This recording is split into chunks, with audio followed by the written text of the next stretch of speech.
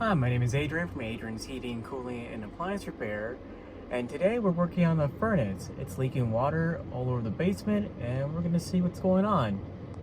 We service all of Chicagoland. You can book an appointment on adrianshvac.com. The link will be in the bio below. So let's get started.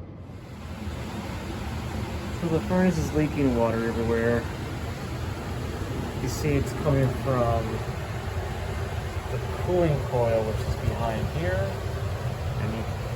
and the whole cooling suction line is saturated with water. So let's take a look outside and see what's going on before we go any further. Okay, so we unplugged the AC.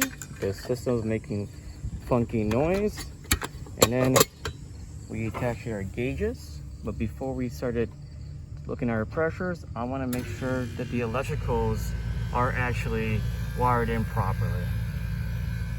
So we check the capacitor, making sure that's properly before we start the system. We also check the schematic here to see if this is also wired correctly, making sure that the system is not going in reverse. And now, before we plug in the power and turn the system back on, we're gonna put the capacitor back together. This system is wired with a time delay start to protect the compressor. Apparently there was a guy who was here last and he installed this to fix the noise. So since he's been here, it hasn't really done any repairs. So there might be another reason why that's kicking on. So let's figure it out. Started the system up. The system is running. This is the high side pressure, and the high side pressure is showing around 300 psi's, which is and rising, which is approximately about, on the temperature line, 96 degrees. And then on the low side, the pressure is around 90, and temperature is close to 28 degrees. So the low side pressure seems a little bit off. We put the temperature clamp on the line, and checking the temperature is 42 degrees. That is a lot colder. Usually that's around 55. System is still leaking water.